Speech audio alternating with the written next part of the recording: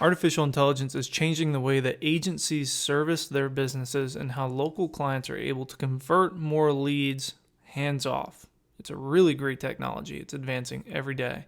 However, regulations are catching up with it. TCPA compliance, do not call lists are getting more robust to accommodate what is this new technology of artificial intelligence, whether it's chat-based interactions, which is social media, SMS, whatever it is. I mean, you saw that with A2P becoming a little bit more robust than it already is. And even if you're using GoHighLevel now, messages are getting ramped with new location. Text messages and outreach is getting ramped.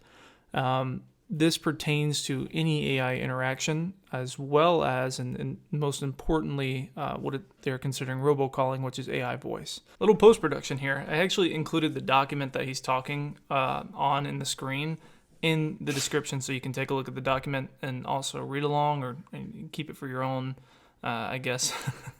education. So I'll put that down in the description, as well as a link to our school group where we tend to stay on top of things like this. So I have Mike from RocketFlow that's going to go over a couple of things and educate you on what has changed, what is going to change, because it's going to pertain to your agency and the clients that you manage and the way that you outreach to consumers. So without further ado, I'm going to let Mike take it over. Hi, everybody. This is Mike Brezel. So I want to talk a little bit today about the TCPA and the FCC. You know, we're all entangled in our acronyms, but the TCPA is the Telephone Consumer Protection Act.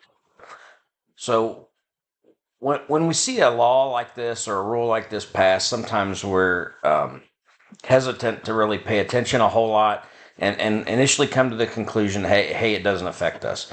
Well, if you read into the law pretty well, you'll find that it's a little farther reaching than most might think. Now, first thing I want to say is, this is not legal advice. This is my opinion. I'd obviously suggest you go out and speak to your legal counsel and find out how this actually pertains to you.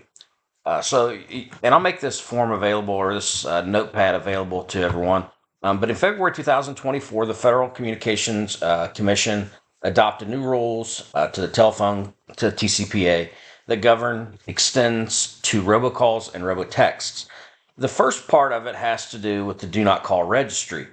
Now, this went into effect on March 26th of this year, and essentially provides that the DNC extends to text messaging as well. So all of the DNC rules that were there before still exist. It just now they protect people from getting unwanted text messages.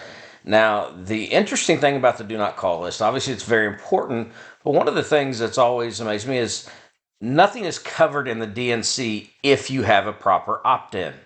So it's just a list of names that you have, and there's really a lot of legislation that prohibits you from marketing to these people directly anyways. So you have the Can-Spam Act, which prohibits you from emailing people that haven't opted in. You now have the TCPA, which not now, but always has said you can't market to people via electronic methods if you have not had an opt-in. So now they're just broadening what's in the Do Not Call registry for text messaging. Now, obviously, there's still ways to market to people that you need to verify through the Do Not Call registry. And again, I would check your rules that affect the way that you do business. Now we get into the things that I think impact a lot of people that maybe we don't understand.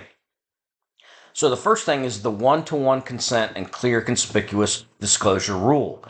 And the verbiage is here that talks about one identified seller, and that you have to conspicuously authorize how that person is going to interact with the lead, if you will. But the short version used to be that a lead aggregator, a lead company could sell a lead to multiple people, multiple companies. And that's why, if you remember, when you've called people in the past, I've already been called 20 times. Why are you calling me now? Well, the reality is they were being called. Maybe you were the only agent, the only sales rep that got their information, but the information was sold to multiple different industries, multiple different verticals, and that lead was hit on a lot of times. Well, that's no longer allowed. If someone opts in for, let's say, car insurance, and they're opted in by ABC Insurance Company, the rule says that first of all, the opt-in has to be clear and conspicuous, which goes up into the TCPA's Do Not Call Registry and says you have to have that before you can call someone. But in this case, with a lead, one company, one caller can contact them about one product, so car insurance.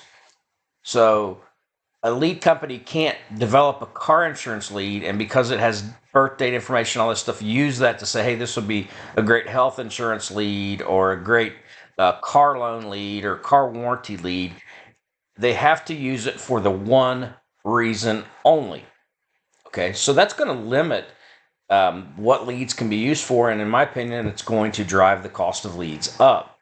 Another thing that happens is with not being able to sell it to multiple people, the opt-in will allow you to sell it to multiple people, but the opt-in has to include those multiple organizations. So let's say you have ABC Company, BCD Company, and CDE Company that are all covered under the opt-in. Then those three groups all have permission. However, the consumer has to be able to opt out for any or all of them. So in other words, hey, I want the information, but I only want it from ABC Company. So you have to give them the ability to do that, to just choose one company. The clear and conspicuous authorization now also covers the opt-in. So it's generally accepted that an opt-in is up to 90 days. So that means if you want to continue to talk to someone, every 90 days you need to get an opt-in. Now, how might that affect marketing in general? Well, we all build lists, right? These lists may have people that have been on there for 3 months, 6 months, 9 months, years for all that matter. Well, the way this rule reads is you need to reestablish permission periodically. So in an example that I gave, every 90 days. So no longer can you just market to a group of people in perpetuity just because you had an opt-in at one phase. You need to reestablish the permission to market to them. So another thing to keep in mind with the opt-in is it also eliminates your inherent ability to continue to market to people that you've sold something to. So that does not establish an ongoing relationship unless it happens to be an ongoing purchase. So maybe it's something with a membership and they're paying $99.99 a month or whatever it happens to be.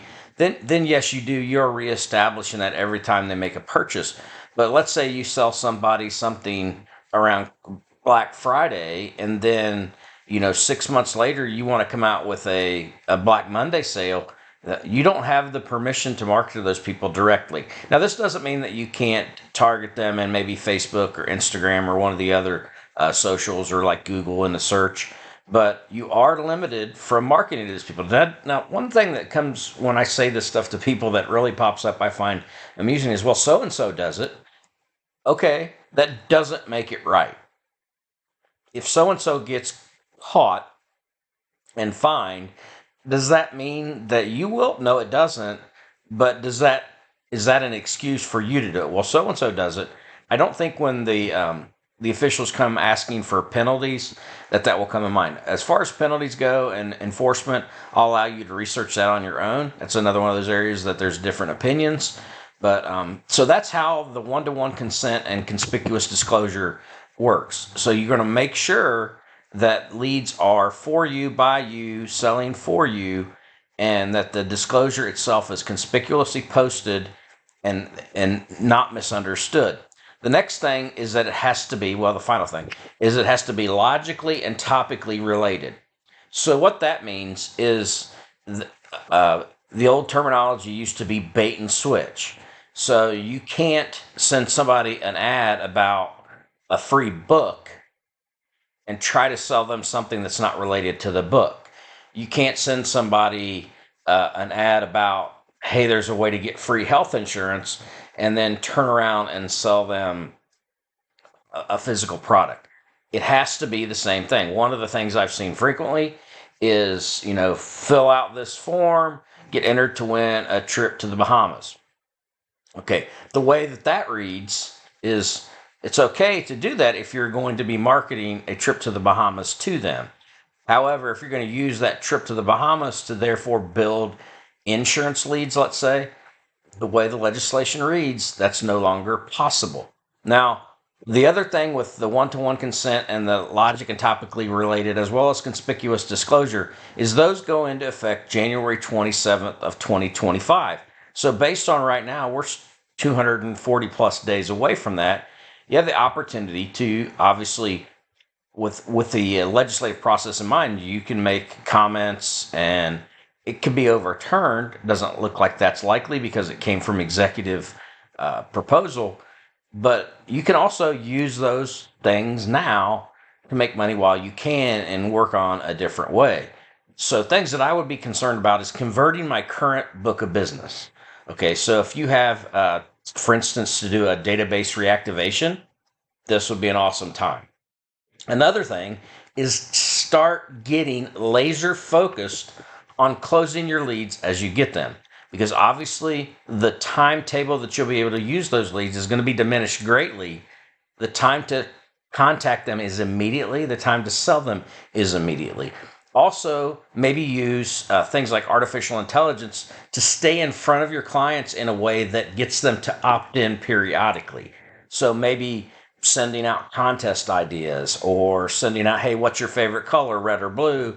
And have these simple, silly questions attached to an opt-in. Again, the opt-in needs to be conspicuous and it needs to be easy to read and easy to understand. You can't conceal it, but there are ways to stay engaged with your clients. With the way that AI comes into the picture these days, the number of ways is infinite, and the traditional, blast them with email, blast them with text messages, blast them with phone calls that are just repeating the same thing over and over again, I think is what you're seeing is those kinds of things will go away.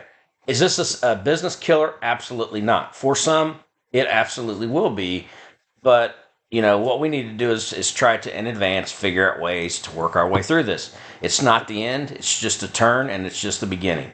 So learning to get leads on your own, learning to sell those leads, and process those leads as quickly as possible is going to be paramount. Thanks a lot.